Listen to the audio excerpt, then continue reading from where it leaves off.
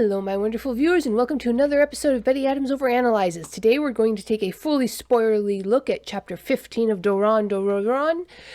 This chapter is a very solid connecting chapter. There's action, there's character development, there's world building.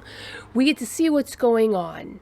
Nothing huge happens, but there are a few interesting hooks and twists, and that's all you're going to get for the spoiler-free section today. I'd like to jump right into the spoilers, so if you don't want to listen to spoilers, you can go check out the links below the video for a copy of my book, Humans Are Weird, I Have the Data, and Humans Are Weird, We Took a Vote. Click those links if you want to, but now prepare yourself for so many spoilers.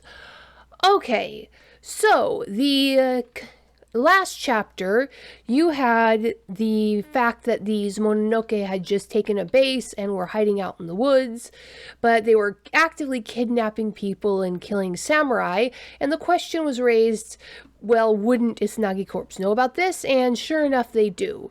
So, as sort of a trial run for Dora and Kusanagi, they get sent out with two teams to go and take care of this. There's a little bit of jockeying between the teams, as these are both fairly high-level teams.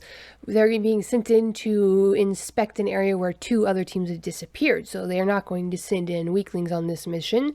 And there's a bit of a clash of personalities. We get to see more of the very friendly rival for Dora, and we get to see more of that kid who wanted to learn more about making friends with Mononoke. So these are already characters we've run into. They're established characters. But at least half of these people do not have full main character plot armor yet. We're assuming that there are certain people who can't die, but this chapter kind of ramps up the tension by giving us at least two characters who could die. The chapter takes the time to introduce them to us properly, to make us like them. There's character interactions. So on the surface, it looks like they're going to get their plot armor, but I really wouldn't get too attached to these characters. So then we have, they come and they're investigating where all the big scary Mononoke are.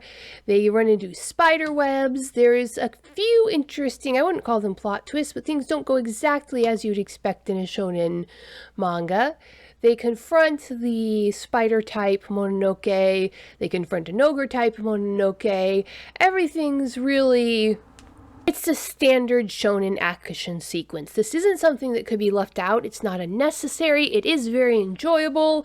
This is what I come to shonen manga for. There's punching, there's slicing, there's namaka, there is battles, there's twists. It's all, again, very standard shonen. I distinctly enjoyed this chapter.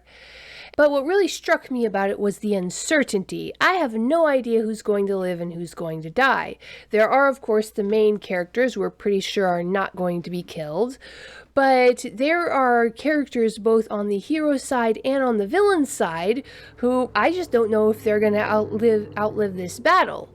Now certainly the creator's not going to pare down their main villains that quickly, but there is one specific villain who I think I saw some death flags for, and there's a couple of on the hero side who also might get taken out, and I'm leaning towards they're going to die. If not die, I'd be severely incapacitated, just because of the way the plot's going. There's certain elements, certain characters that should be with other characters and they're not, and so I'm pretty sure they're going to die. And yet, their characters will build up enough so that it probably genuinely will hurt when they die, and that's I wouldn't call it a daring move on the creator's part, but it is a clever move. Make sure we actually care when someone gets eaten by a Mononoke. And I am looking forward to the next chapter. Those are my thoughts. But what did you think about this chapter? Did anything stick out to you as being particularly noteworthy that I just completely missed? Let me know in the comments below the video. Hit that like and subscribe button. And peace out, my wonderful viewers. Humans Are Weird, We Took a Vote, and Humans Are Weird, I Have the Data.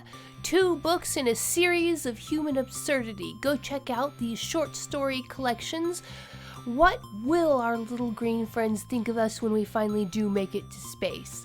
Find out the answer in 2 books of human absurdity.